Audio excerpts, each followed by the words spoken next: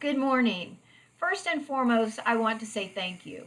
I am very grateful to our VUE family because we joined together during times of uncertainty. I especially want to thank all of you who have reached out to us this morning to share information about what was posted earlier today on the district website.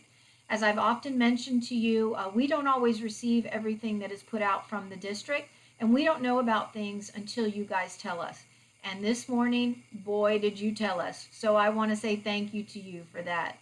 So let's talk about what's happened this morning. So earlier today, the district released their reopening plan for the 2020-21 school year. They have since pulled that plan and removed it from the district website. So if you're trying to use the link that I sent out earlier today, it is no longer valid. When we were first presented with this plan, we were presented the plan as a draft. It was told to us that it was very preliminary and it was confidential.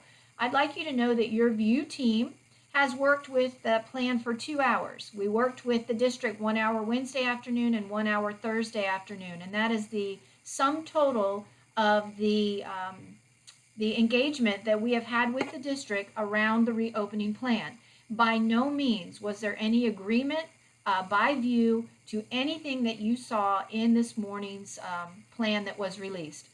We had no idea that that plan was going to be released today, because if we had, of course, we would have shut that down. It's not okay to release something that is not fully developed. So what's going to happen is on Monday, we will send a formal demand to bargain letter to the district pursuant to Chapter 447, and we will need to convene our bargaining team to start working through what they have articulated so that we ensure that you are not negatively impacted by any of the decisions within that plan.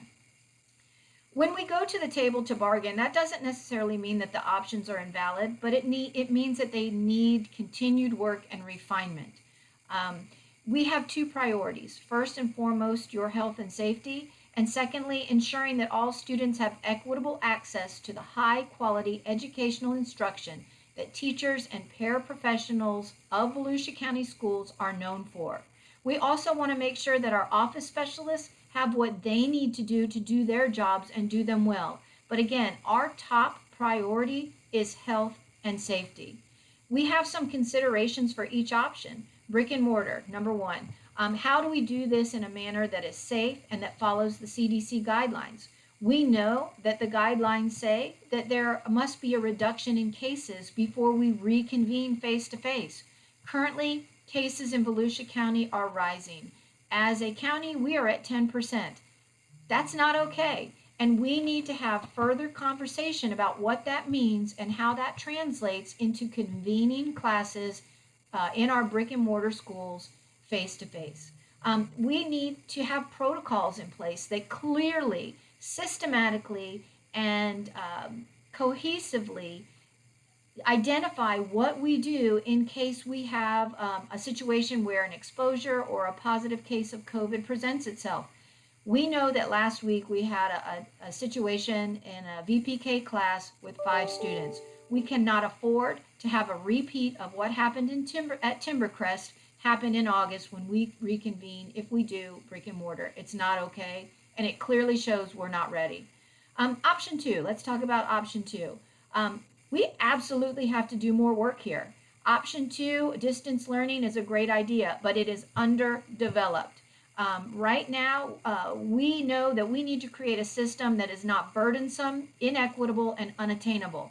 Teachers should be responsible for one and only one class at a time. Is distance learning viable? Absolutely, but it has to be done in a way that affords teachers and support professionals, right, the tools that they need to get the job done appropriately. Each child deserves the full attention and equitable access to a teacher. They also deserve learning resources and supports that will foster academic success. Period. End of story. Currently, the plan has teachers and support professionals doing double duty. So right now, not acceptable. Much more work needs to be done there to lay out what it's going to look like. And finally, option 3, Volusia Online. We've had VOL for a long time. It is our school within our schools. It's a program that we're very familiar with, but I can tell you that enrollment in VOL is significantly increasing. So we have to do some work there as well. We have to talk about what the terms and conditions of work will look like for our VOL teachers and how we access those new allocations that are being given to VOL. So again, nothing is done. So the bottom line here is that releasing a plan prematurely and making vague statements does not translate into readiness for the 2021 school year. Every educational professional, every student, parent, and community member needs to have and deserves to have a clear understanding of the plan, the protocols, and their choices to ensure the safety of all is the top priority. Please know that your VUE team is working nonstop to advocate on your behalf, and we will not relent until this work is complete.